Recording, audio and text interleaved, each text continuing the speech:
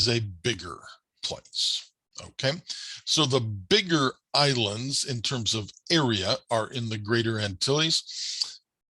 Often that also means bigger in population. All right, so let's take a look at the Greater Antilles first. The largest of the Greater Antilles is Cuba. So we see that up in the top left-hand corner, there's a little corner of green. That, of course, is Florida. So Cuba is not very far from Florida. All right, so Cuba has tropical weather. Well, okay, this is going to be one of those things that is almost an automatic, because almost all of the islands of the region here are going to be tropical. Tropical is a definition based on location, based on how far north or south you are of the equator. If you are between the equator and 23.5 degrees north or south, then you are considered tropical. 23.5 degrees north gives you the Tropic of Cancer. 23.5 degrees south is the Tropic of Capricorn. So those are simply definitions of the areas that are tropical. All right, so we're going to cite tropical weather. I'll mention it a few times because it is important. It is important because tourism is important for these regions. And the tropical weather is, of course, an attractive feature to promote for tourists. Tropical weather also factors into agriculture. You see, I have sugar and tobacco listed here for Cuba. Cuba has traded sugar from sugarcane in many places in the world, too many places. And of course, tobacco. Cuba is famous for tobacco, for their Cuban cigars, which are considered to be elite in the cigar world. However, Cuba is still a communist country. And this, of course, presents a different spin on things. And it used to be even a bigger spin, because it used to be that Cuba was the kind of like the little brother of the Soviet Union. The Soviet Union was our big rival in the Cold War. The Soviet Union was the big communist power, and they had recruited Cuba into communism. And they were doing a lot of things with Cuba politically, but also indeed economically. About 2/3 of Cuba's trade was with the Soviet Union. 2/3 of the products they exported went to the Soviet Union. 2/3 of the products they brought in, imported, came from the Soviet Union. Well, that can be a little precarious to be that dependent on one country, but it made sense at the time because of communism. And the moment of when this peaked, I suppose, was the Cuban Missile Crisis, when in the 1960s, the Soviet Union attempted to put missiles into Cuba so that they would be right next to their Cold War rival, us, the United States. We objected to that. We barricaded the seas around Cuba, and there was a moment of high political tension there. But in the end, no, the missiles did not go into Cuba. Because of this communist connection, we imposed an embargo also on Cuba. We set it up so that we don't trade with Cuba. We don't trade, we don't travel to Cuba. Things have lightened up a little bit on that score during the Obama years, and then they tightened up a little bit more under the Trump administration. And I'm curious to see what will happen next, because the Soviet Union is long gone now. It's been 3 decades the Soviet Union's been gone. So it's not that Cuba is their little brother anymore. In fact, Russia, as the biggest successor state of the Soviet Union, Russia does very little trade with Cuba. There is no longer that political or geopolitical motivation there. That for a time was a huge drag on the Cuban economy when the Soviet Union ended and that trade connection went away. You remember, 2/3 of their trade was with the Soviet Union. And then to have the United States so near, but not trading with them. Well, I don't know if that's really needed anymore. I don't think Cuba is a particular threat to us. It's such a small place compared to the United States. They don't have missiles. They don't, no, they're not a political or a military threat to us. So perhaps it would be better at this point if we did not have this embargo, if we traded freely with Cuba, and perhaps such trade would promote among the populace a greater idea that maybe communism not such a great thing. Maybe our exposure to them would help their political circumstances. Geographers have modeled this. What if there was no US embargo? How much trade would Cuba do with the United States? And geographers are suggesting that it would be 3/4, that 3/4 of Cuban trade would be with the United States, that we would in fact be a bigger trader partner than the Soviet Union was. Well, here it would be because we're a wealthy country and we're right there. It would be easy to trade with Cuba if it were not for this political difference of opinion. The last thing on my list there is Gitmo. That stands for Guantanamo Bay, the US naval base that is on Cuba. This is a sort of bizarre thing that we have this base on a place we've considered to be hostile to us, but it's a relic of the Spanish-American War. And after we won that war, we eventually allowed Cuba to become independent, but we kept this spot. And it's become somewhat infamous now because we're holding enemy combatants and have been holding some since, since fairly shortly after the 9/11. We started bringing people there. Terrorists, we at least thought. All right, and a peek at Havana, the capital of Cuba. All right, still in the Greater Antilles, then we have Jamaica. And you see Jamaica there in the kind of pink shading south of Cuba. Much, much smaller than Cuba, but still quite a bit bigger than many of the small islands of the region. So it is still considered in the Greater Antilles. Indeed, it is tropical. Indeed, they have beaches. Okay, well, again, this is kind of going to be automatic. They're islands, so of course they're going to have beaches. And again, the tropical position. Jamaica is famed for its sugar also, and have traded a lot with the British, as Jamaica was for a long time a British colony. And we'll see that colonialism is also a common thread here for the Caribbean islands. Tourism, of course, a big thing too, but here's a surprise. It is bauxite. Bauxite is the mineral that is used to produce aluminum. So this is a very valuable resource. Look at some of the places on this worldwide production of bauxite. So #1 in the world is Australia.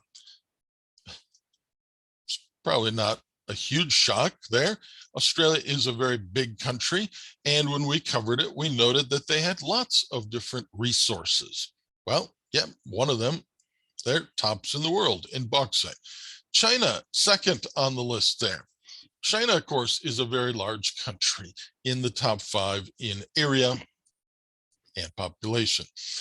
All right, Brazil comes in at #4 there. Brazil is in the top 5 in area in the world. Russia is #8, #1 in the world in area. Kazakhstan is a big place. Many of these are pretty big countries. But there at #7 is Jamaica.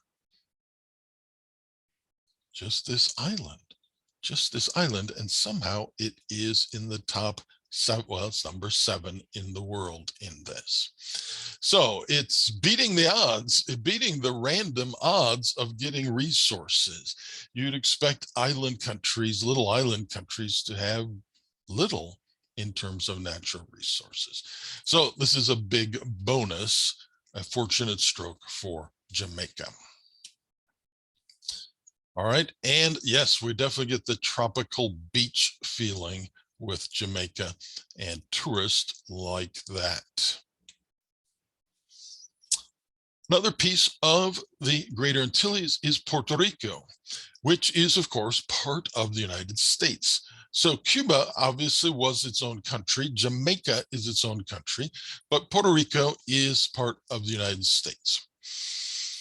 Every now and then, there is interest in Puerto Rico becoming the 51st state of America. The last time there was a referendum in Puerto Rico on this, it failed. It did not quite get enough votes to say, yes, let's become a state. Even if they voted to become a state, there'd be more steps. Our US Congress would have to approve it. There'd be more things to get done. And we'd have to think we'd change our flag too. We'd think we would put a 51st star on the flag. So maybe someday, but for now, Puerto Rico is content being part of the United States, but not having the extra responsibilities of being a state. There are certainly advantages to being part of the United States, and one thing is the import-export business. You're not bringing stuff in from a different country. You're in the country already. So that definitely makes it easier for trade into the mainland of the United States. This may be one of the reasons why Puerto Rico does a fair amount of, well, still light manufacturing. Not so-called heavy industry, not oil, not coal, not steel, not those kinds of things, but light manufacturing quite common. Like a number of tropical areas, Puerto Rico is known for biodiversity. The tropical weather setting often contributes to that. And you do have a chapter in your textbook that notes significant about Hurricane Dorian, which came through and damaged a lot of Puerto Rico just a few years ago. And there's a handsome photo of fortress walls from old day Puerto Rico. All right, then #4 is an island, but the island is split into 2 pieces politically. So we have 2 countries on one island. The island is Hispaniola, and the pieces are the Dominican Republic and Haiti. All right, so, well, first, the Dominican Republic. The Dominican Republic is something of a success story in the region. It has for several years been the fastest growing and largest economy in the Caribbean. So that's a good thing for them. They have been the most visited tourist destination in the Caribbean. Now, I think maybe that would change if we could visit Cuba, Americans, but for now, Dominican Republic, #1 there. And they too have beaten the odds a bit on resources in that they have lots of gold in the Dominican Republic, and certainly that is a valuable resource. Their economy is reasonably diverse. You can see this chart. There are a number of different things, and many of these fit into the light manufacturing category. Some of them are appropriately agricultural. Bananas and other fruits are in the top right corner. And of course, that is a benefit of the tropical setting. I don't see people growing bananas in Illinois. We don't have the right tropical setting for that, do we? But here, yes. And in fact, that is something that I would say is a trend here too. Why not produce fruits or other tropical agricultural products that you can't produce just anywhere? So this is your advantage. Produce them and export them to places that can't grow them naturally. On the other side, then, on the west side, and you can see from the map, it's a bit less than half of the island, is Haiti. But there is also a very dramatic difference between Haiti and the Dominican Republic. While the Dominican Republic's economy has done very well in recent years, Haiti is the poorest country in the Caribbean.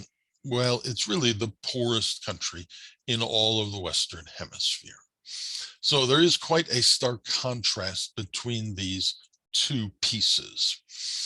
Human Development Index cites Haiti very low, especially amongst many highly rated countries in development. And it really goes back a long time that Haiti has had a difficult circumstance. Haiti used to be a French colony, and from 1791 to 1804 had a long rebellion going on that they eventually won. The natives and the slaves who were in Haiti eventually won this, and rebellion in essence became revolution, and they got their own country. However, the French then sent over warships and surrounded Haiti and said, look, all right, you won, you can be your own country, but either you pay us for the land or we're not letting anything come in or out of Haiti. So Haiti took out large international loans and paid France for the land. Okay, maybe that's a fair deal, but it did put Haiti in a poor economic position basically from day one. They were heavily in debt. All sorts of different problems in Haiti. Several years back, there was a major earthquake. This prompted all sorts of care programs. You might remember the We Are the World song that a number of famous singers put together to raise funds for Haiti based on that earthquake. Haiti has always been high in AIDS rates, high in terms of the Western Hemisphere. There are a number of issues with Haiti. Okay, and notice the comparison between this slide and the one we just saw with the Dominican Republic. The Dominican Republic's had many more things going on for them, much greater diversity in their economy. Haiti, largely here in exports, is in clothing. Pretty much all of the green there is some type of clothing. And if 40% of your exports are t-shirts, well, that's not that rich an export, is it? So that's just one more piece of the story of Haiti's economic woes. Okay, now we have something where I'm having to put in what I call, it's the asterisk. It's the Lucayan Archipelago. The Lucayan Archipelago. So the Bahamas is part of the Lucayan Archipelago, and archipelago is a nice fancy word for a set of islands. And the thing here is the location. You can see on the map that the Bahamas are north of Cuba, and you can see a sliver of Florida there, the Bahamas just to the east of Florida. That means that the Bahamas are not in the Caribbean Sea. They do not border the Caribbean Sea.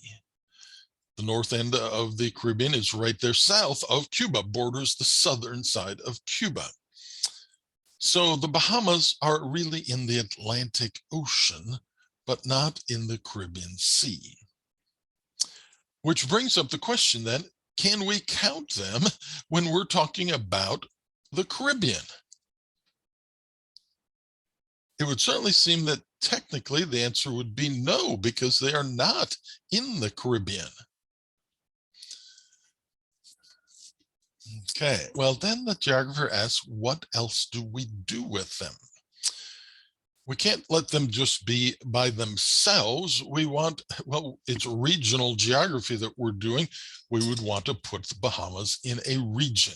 If we can't put them in the region, what other region would be a fit for them? The only other region anywhere nearby is North America. North America, as we've done already, it's us, the United States, and it's Canada. Could we put the Bahamas into North America with the USA and Canada? On the one hand, it is right there next to Florida. On the other hand, it's not very much like US or Canada. Canada and the United States are both in the top 5 in the world in area. The United States is in the top 5 in population. Both of these are large industrialized countries, highly urban countries. Would it fit to just put little Bahamas in there? Well, most geographers say no, that's not really a good fit. But then that leaves us basically with no other choice. So the general idea is to say, maybe we put an asterisk here. We accept that technically the Bahamas are in the Atlantic Ocean, but not in the Caribbean. And yet we will discuss it with the Caribbean. So that is what I'm going to do. I'm going to put the asterisk in, and we'll essentially include the Bahamas with the Caribbean islands. It also means that we have to use the word subtropical here. On the map here on the right side, you can see 22 degrees, 24 degrees, 26 degrees. Those are the measures of latitude, how far north of the equator. I mentioned that 23.5 degrees is where the Tropic of Cancer line is, and that is the line that limits tropical areas by definition. Well, as you can see then, some of the Bahamas is north of 23.5. The big islands of the Bahamas are mostly north of 23.5, and thus technically are not tropical. Almost, so we can call it subtropical. All right, so a little bit different. Now, what's the same? Well, the same is it's beautiful beaches, it's wonderful weather, it's great for tourism, and there is a colonial legacy. The colonial legacy is also British. The Bahamas were a British colony and still have large kinds of connections there. One of the things that the Bahamas is known for, and sometimes not so well known, well, not a good thing, is their offshore banking and offshore corporations. Number of companies locate themselves in the Bahamas officially, might have a small office there, but it's really mostly the paperwork and the tax benefits of being there. All right. And the Bahamas, sure, yes, beaches, tropical, almost. Okay, there's another piece of the Lucayne archipelago, and that is the Turks and Caicos. Highlighted in red on the map there, you can see it's also not in the Caribbean Sea, but in the Atlantic Ocean. But it is even less of an option for the Turks and Caicos. No one wants to say North America includes USA, Canada, and Turks and Caicos. So it is a piece of British territory still, and we're going to talk about it within the Caribbean. In fact, the British Overseas Territories are featured in chapter in your textbook and includes the Turks and Caicos.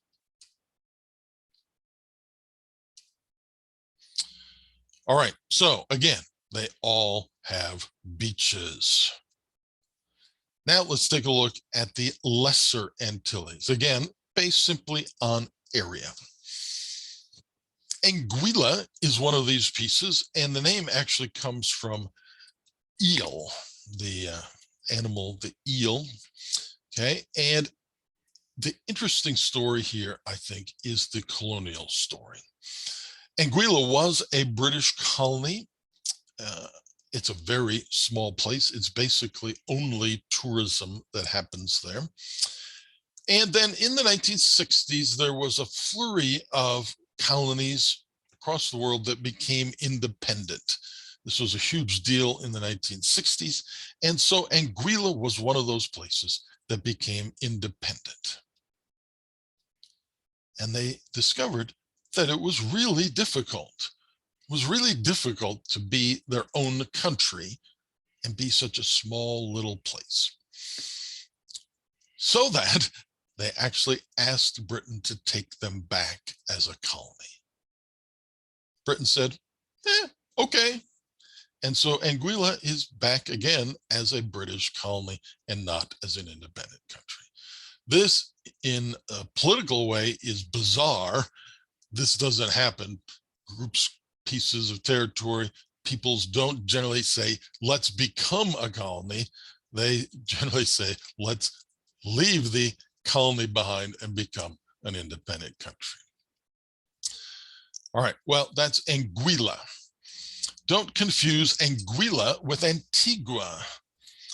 And Antigua goes together with Barbuda, also a British colonial territory previously.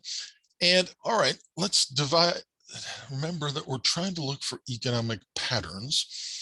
And sailing week.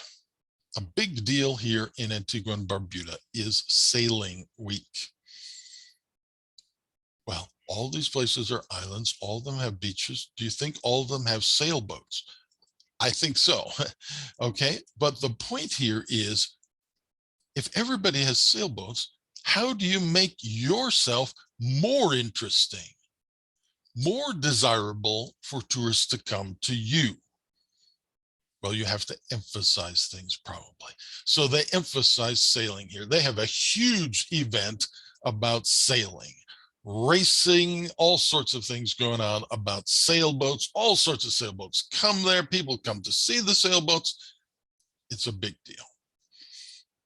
Yeah, if everybody is somewhat similar with tropical weather and beaches, you may need to do something extra or something specific or something big to get tourists to come to you and not just to come to the next island down the chain.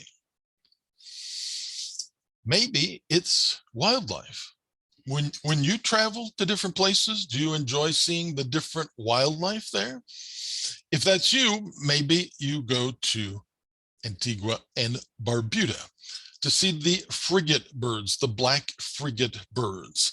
These are birds with huge wingspans that just soar and soar and soar, coming down occasionally to feed. Some of them rarely even land on land.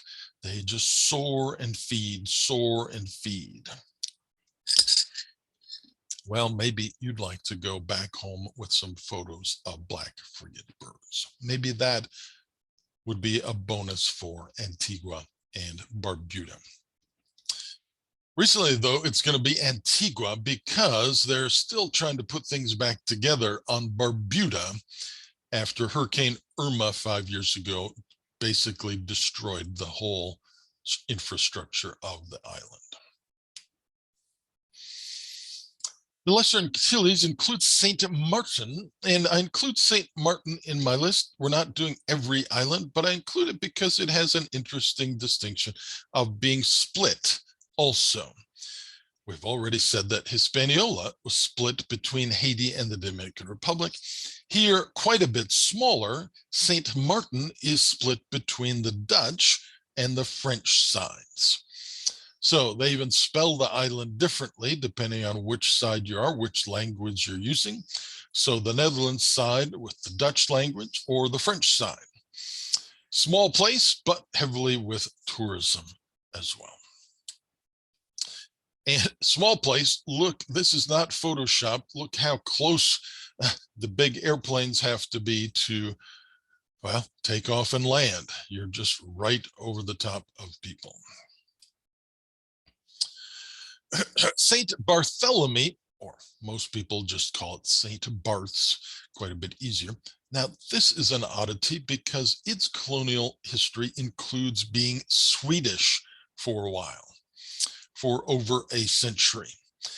It had been French, and then the Swedes and the French had a deal that the Swedes got the island and the French got some trade opportunities and access to Sweden. Okay, yeah, interesting. And lasted then for over 100 years before it reverted to being French again. You can still see some remnants of that Swedish influence. There are a lot of Swedish colors still present. The capital city is Gustavia, named for King Gustav of Sweden. Okay, and it is now a popular kind of celebrity resort island these days. Do you like the wildlife?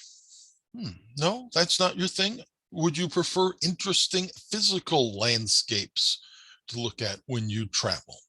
Maybe then Mount Sorat would have attracted you because of volcanoes. Or maybe it would have in the past, because its problem is volcanic eruptions that have largely destroyed or made inhabitable about half of the island. If that's your interest, probably better not going to Mount Serrat, but you could go to Dominica. Okay, be careful. Don't confuse that with the Dominican Republic. Different place. This is Dominica, but also has geothermal properties, including Boiling Lake. You can take a hike out to here, and the lake is boiling. It is so hot from the geothermal heat below. Yet water is flowing into this lake, and so it's got this balance. It never overflows from the inflow because some of it is boiling off, but it never disappears because enough is flowing in. Hey, maybe that would be a cool physical landscape thing to follow. Or is it a particular cultural experience you're looking for? We've mentioned that a number of the islands were British. Would you like something, though, where they don't speak English predominantly? Did you take French in high school? Maybe you'd like to go to Guadeloupe, where, well, most of the activity, in fact, involves French tourists. Or similarly to Martinique. We have family friends where one of the young women was a French major in college and spent a year or two teaching English to French-speaking kids in Martinique. St. Lucia, another one. Here I'm listing some of the tropical agricultural things as a reminder that, yes, that too is important. Sometimes you're small, but you can specialize in something that can't be done everywhere. Yeah, do that unusual thing.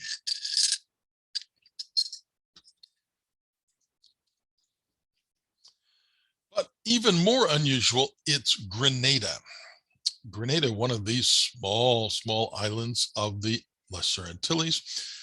They've so much specialized, though, in nutmeg, in the spice nutmeg. So here's the top 10 nutmeg producers in the world. And some of these are big places. And then there's Grenada, very small place. Okay, so Grenada, number 8 in the world in nutmeg. Well, I think they probably made a good choice. This is a valuable product and it's not produced everywhere. And they can just do this. Do something special for your place. All right, then Barbados. Do not confuse that with Barbuda or Bermuda for that matter. Barbados has the record for the longest colonial territory in the Caribbean. You can see the numbers there, a British colony for so long, and still does, yes, indeed, lots of their trade with Britain. Now here, though, we have an exception to the pattern, and this is Trinidad and Tobago. Tobago is very small. In fact, on the map there, you can hardly see Tobago because in the word Trinidad, the letter T almost covers up the whole thing.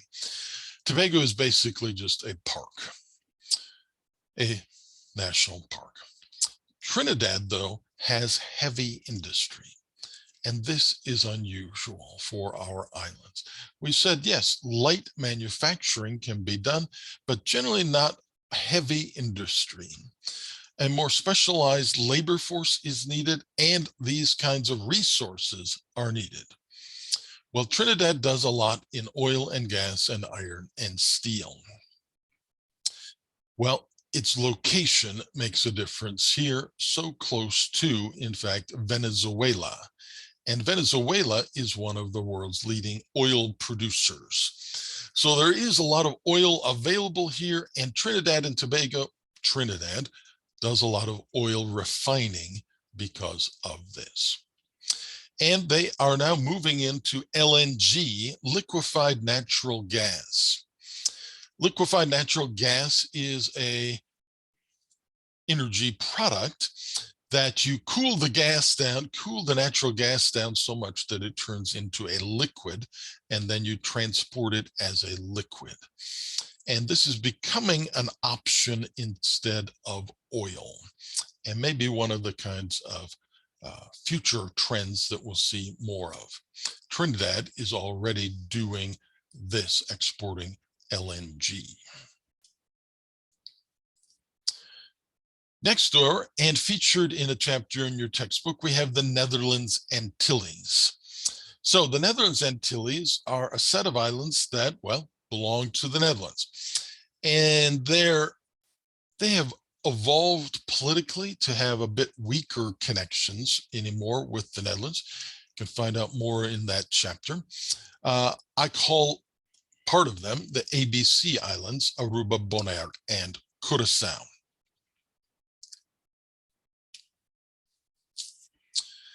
And we also have the Cayman Islands. And perhaps I should put an asterisk with the Cayman Islands because there is a bit of a poor fit here too.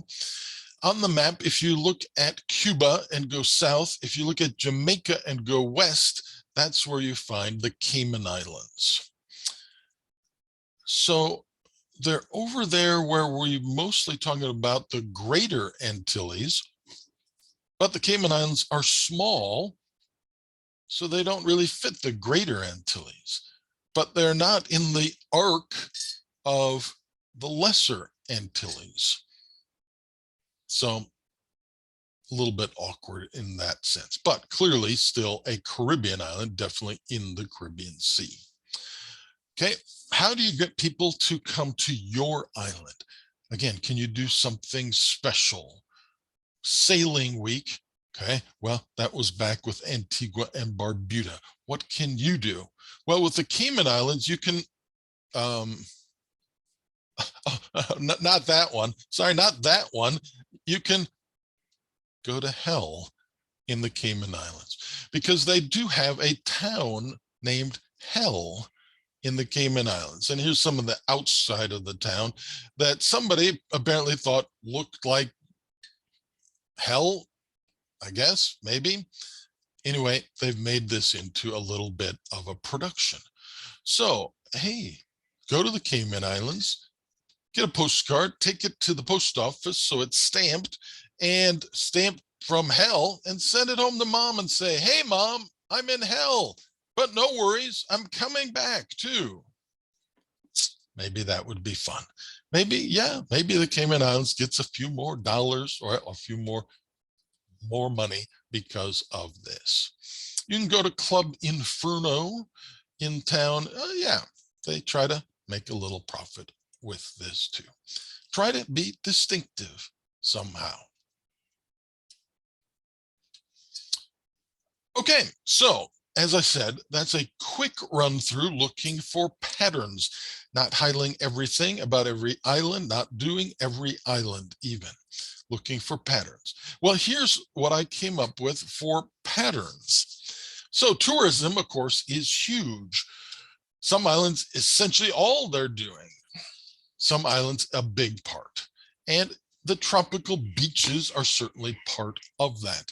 The great tropical weather and being islands, they all have beaches.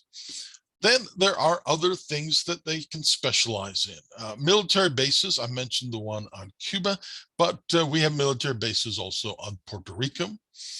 Tropical agriculture, whether that's bananas or mangoes or sugarcane or even nutmeg, yeah, go ahead and do that.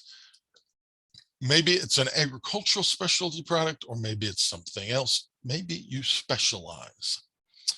Rarely do you have enough natural resources, but we had a surprise that the Dominican Republic has a bit of gold. We had a surprise that Jamaica has lots of bauxite for aluminum.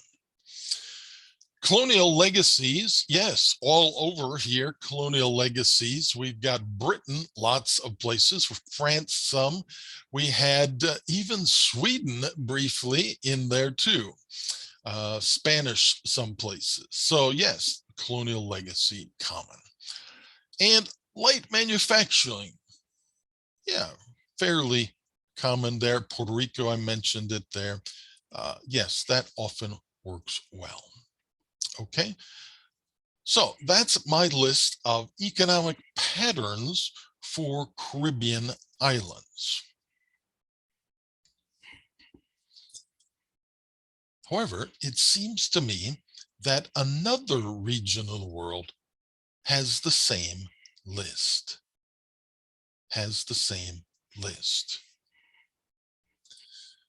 So right now in the chat, put down your answer. Which other region in the Western world has these same economic elements?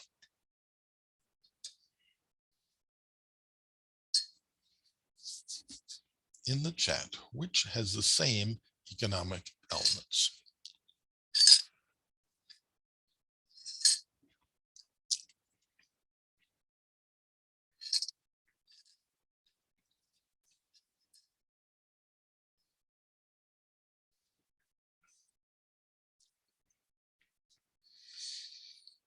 Okay, we've got a lot of answers in the chat. I would say it's not Europe, it's not North America, it's not the Russian domain. Yes, I would say that the Pacific realm has the same list, especially if we're not considering Australia, but we're considering lots of those Pacific islands. What does it have? Well, tourism. Places like Fiji and Tahiti depend on tourism, just like the ones we've talked about in the Caribbean. Tropical, yes, they're on the other side of the equator, generally over there, but tropical, yes. Tropical beaches, yes, well, lots of islands in the Pacific realm. Obviously, they have beaches too. Military bases, yes, there are military bases. We have one in Guam, for instance. Tropical agriculture, perhaps I think more of coconuts as one aspect of the Pacific and not really in the Caribbean. But yes, also other products of the tropical agriculture. Some specialty products, that maybe that's coconut there too. Rarely do they have natural resources, but we found New Caledonia was surprising in the amount of natural resources they had, just like the Dominican Republic and Jamaica. New Caledonia. Oh, and we had Nauru, which had so much phosphate from bird droppings over centuries. Rare, but some have the natural resource. Colonial legacy, yes, there's even still French Indonesia, French Polynesia, yes, French Polynesia. Britain over there too, yes, colonial legacies in the Pacific Islands. Light manufacturing, yes. The Northern Mariana Islands, for instance, it's a U.S. territory. My brother-in-law once had T-shirts made for his business done in the Northern Marianas. Not his business, but the T-shirts were made there. They do light manufacturing there. He liked the idea of inexpensive T-shirts, but still made in America because Northern Marianas, piece of America. So a lot of the same sort of things here. We even have an example of the divided island, in that the island New Guinea was divided in half of it being Indonesia, part of Indonesia, and half of it being Papua New Guinea in the Pacific realm. Like we have divided islands, a couple examples, Hispaniola with Haiti and the Dominican Republic. So there's all sorts of, I think, parallels between the Caribbean setup and the Pacific, between the Caribbean island economy and the Pacific island economy.